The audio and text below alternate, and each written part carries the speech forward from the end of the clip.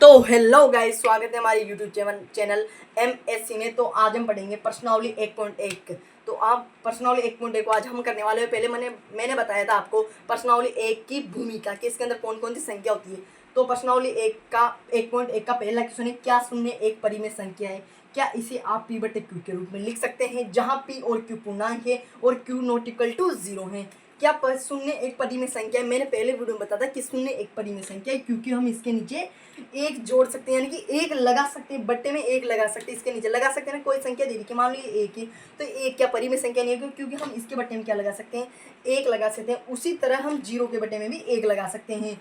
तो यहाँ पर देख क्या रखा है, क्या इससे P/Q के रूप में लिख सकते हैं? P/Q के रूप में। P ऊपर P नीचे Q। देन क्वेश्चन पढ़ना, जहाँ P और Q पूर्णांक है। P और Q क्या है? एक पूर्णांक है, और Q नॉट इक्वल टू 0, यानी कि Q का मान 0 नहीं होना चाहिए। तो यहाँ पर P का मान 0 है, पर लेकिन Q का मान 0 नहीं है। तो हाँ, यह एक परिमेय संख्या है, यानी कि शून्य एक परिमेय संख्या है, क्योंकि हम इसको P/Q के रूप में लिख सकते हैं, जहाँ Q नॉट इक्वल टू क्या आ रहा है? 0 आ रहा है। तो ये आपका क्वेश्चन हो गया हल। तो लिख देता हूँ इसको परिभाषा के रूप में। तो लिखते हूँ, हाँ शून्य एक परिमेय संख्या है, परिमेय संख्या है क्योंकि शून्य के बट्टे में, यानी कि बट्टे में हम एक लगा सकते हैं, जैसे कि 0/1, जहाँ Q का मान 0 नहीं है, यानी कि हम किसी भी संख्या के बट्टे में एक जोड़ सकते हैं, यानी कि एक का भाग दे सकते हैं। तो लिख लो, नोट कर लो गाइस इस क्वेश्चन को।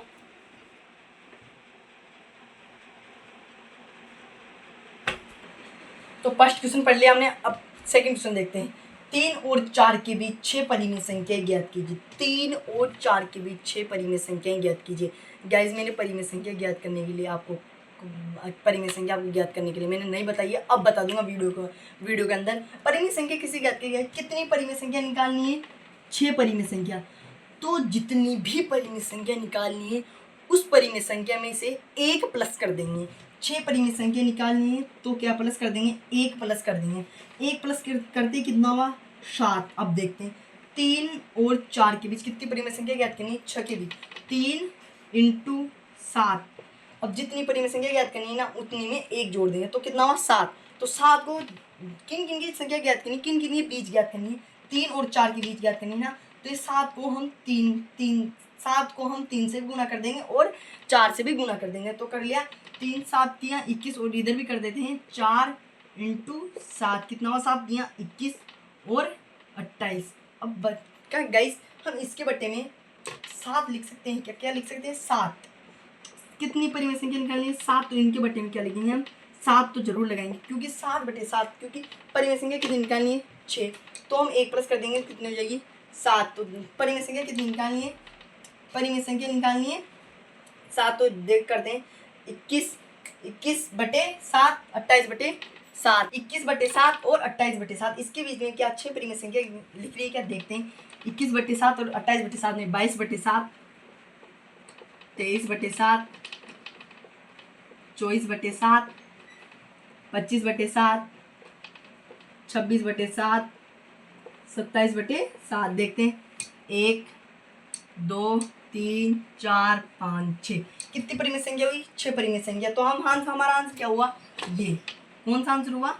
6 परिमेय संख्या। कौन सा? ये वाला हमारा आंसर। तो नेक्स्ट क्वेश्चन है हमारा, तीसरा क्वेश्चन है, 3/5 और 4/5 के बीच में 6 परिमेय संख्या ज्ञात कीजिए। मैंने बताया आपको, सेकंड क्वेश्चन में आपको एक डाउट आ रहा होगा कि बट्टे में 7 कैसे है। मैं बात सुना, 3 और 4 के बीच में परिमेय संख्या निकालनी थी ना, 3 और 4 के बीच में। तो हमने क्या 7 से इंटू किया ना, 6 परिमेय संख्या निकालना, तो 6 प्लस 1 किया ना। तो क्या हम इसके बटे में 1 कर सकते हैं 1। तो इन दोनों को 7 से इंटू करेंगे, इन दोनों संख्या को किससे इंटू करेंगे, 7 से इंटू कर देंगे। तो 4 इंटू 7 तो 1 इंटू 7 आ गया ना। इसके अंदर आ गया 21/7, इधर आ गया 28/7। अब नेक्स्ट क्वेश्चन देखते हैं। इसी पर ऐसा ही क्वेश्चन है नेक्स्ट क्वेश्चन भी। 3/5 और 4/5 के बीच में 6 परिमेय संख्या ज्ञात करनी है। तो मैंने क्या कहा था, जितनी परिमेय संख्या ज्ञात करनी है उसमें 1 प्लस कर देंगे। तो कितनी परिमेय संख्या ज्ञात करनी है, 6 परिमेय संख्या। तो 6 में क्या कर देंगे, 1 प्लस कर देंगे, तो कितना हुआ 7। तो इन दोनों संख्या को इन दोनों में किससे गुणा कर देंगे, 7 से गुणा कर देंगे। इधर भी क्या कर देंगे, 7 से गुणा कर देंगे। इधर भी 4/5 इंटू 7 इंटू 7 कितना हुआ 21/35 और 28/35। देख लो 22/35 बीच में निकाल रहे ना, मतलब ये भी नहीं आनी चाहिए, ये भी नहीं आनी चाहिए, तो बीच में आना चाहिए। तो 22/35 इसी प्रकार आ जाएगा, 22/35 और 23/35, 24/35, 25/35, 26/35, 27/35। कितनी परिमेय संख्या होगी, 6 परिमेय संख्या। 1 2 3 4 5 6। तो ये हमारा क्या हो गया इस क्वेश्चन का आंसर, नोट कर लो। तो थर्ड क्वेश्चन पढ़ लिया, अब पढ़ेंगे फोर्थ क्वेश्चन। फोर्थ क्वेश्चन क्या दे रखा है, सब निम्न कथन में सत्य असत्य ज्ञात कीजिए, क्यों है कारण दीजिए। इसके अंदर क्या देना है हमको, कारण देना है। क्या देना है, कारण देना है। क्या देना है, कारण देना है। फर्स्ट दे रखा है, प्रत्येक प्राकृतिक संख्या एक पूर्ण संख्या होती है।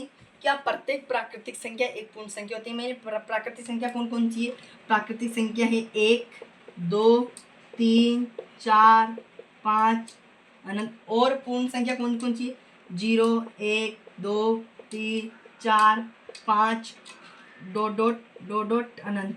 अब क्वेश्चन में पूछ क्या रहा है, क्वेश्चन में गौर करना। प्रत्येक प्राकृतिक संख्या ये प्राकृतिक संख्या है। कौन, 1 2 3 4 5 क्या है, प्राकृतिक संख्या है। और पूर्ण संख्या होती है, क्या ये संख्या पूर्ण संख्या है, क्या 1 पूर्ण संख्या है, 2 पूर्ण संख्या है, 3 पूर्ण संख्या है, 4 पूर्ण संख्या है, 5 पूर्ण संख्या है। क्या ये संख्या पूर्ण संख्या है, क्या ये संख्या पूर्ण संख्या में आ रही है, क्या क्रमवार में तो आ रही है ना गाइस। एक प्रत्येक प्राकृतिक संख्या क्रमवार क्रमांक में देखते हैं, तो यहाँ से स्टार्ट होती है। तो प्रत्येक प्राकृतिक संख्या एक पूर्ण संख्या होती है। हाँ, यह सत्य है, क्या है, सत्य है, क्योंकि प्रत्येक प्राकृतिक संख्या एक पूर्ण संख्या होती है। क्योंकि प्राकृतिक संख्या 1 2 3 4 5 आते हैं, और पूर्ण संख्या में भी 1 2 3 4 5 आते हैं। अब सेकंड देखते हैं। कारण आप लिख देना, कारण मैंने बता ही दिया ना, आप लिख देना कारण को। प्रत्येक पूर्णांक एक पूर्ण संख्या होती है। प्रत्येक पूर्णांक एक पूर्ण संख्या होती है। क्या प्रत्येक पूर्णांक एक पूर्ण संख्या होती है, क्या नहीं होती भाई, असत्य है। क्योंकि असत्य परिमेय संख्या कौन सी होती है, परिमेय संख्या होती है धनात्मक संख्या वाली। परिमेय संख्या परिमेय संख्या धनात्मक वाली होती है। सॉरी, गलती हो गया गाइस। पूर्ण संख्या कौन सी होती है, पूर्ण संख्या, गैस गलती तो हो जाती है ना। पूर्ण संख्या कौन सी होती है, धनात्मक वाली। पूर्ण संख्या होती है धनात्मक वाली, और पूर्णांक संख्या सब में सम्मिलित होती है। धनात्मक भी होती है, ऋणात्मक भी होती है, और शून्य भी आता है पूर्णांक संख्या में। तो सब असत्य है, क्योंकि पूर्णांक संख्या में शून्य, धनात्मक एवं ऋणात्मक सम्मिलित होता है, और पूर्ण संख्या केवल धनात्मक में आती है। पूर्ण संख्या केवल धनात्मक होती है। तो आप कारण लिख देना, ठीक है गाइस। थर्ड क्वेश्चन दे रखा है आपका यहाँ पर। थर्ड क्वेश्चन, प्रत्येक परिमेय संख्या एक पूर्ण संख्या होती है। प्रत्येक परिमेय संख्या नहीं गाइस, प्रत्येक परिमेय संख्या क्यों नहीं होती, एक पूर्ण संख्या नहीं होती। क्योंकि पूर्ण संख्या या परिमेय संख्या में परिमेय संख्या में -2 के बटे में मैं 1 लगा सकता हूँ। पर परिमेय संख्या पूर्ण संख्या कौन सी है, पूर्ण संख्या ओनली धनात्मक वाली। कौन सी संख्या है, पूर्ण संख्या ओनली धनात्मक वाली संख्या। तो यहाँ क्या लिख दी मैंने, माइनस लिख दिया। तो ये कौन सा कथन आ गया, ये कथन असत्य है। तो कौन कौन से सत्य हैं, पहला सत्य है, दूसरा असत्य है, और तीसरा असत्य है। नोट कर लो गाइस। तो गाइस 1.1 प्रश्नावली हमारी समाप्त होती हुई। तो नेक्स्ट वीडियो में पढ़ेंगे 1.2 की, हम भूमिका पढ़ेंगे। तो भूमिका और प्रश्नावली हम हल करेंगे नेक्स्ट वीडियो में। तो गाइस वीडियो अच्छा लगा हो तो लाइक एंड सब्सक्राइब जरूर करना। गाइस प्लीज़ मेरी वीडियो को लाइक एंड चैनल को सब्सक्राइब करना। थैंक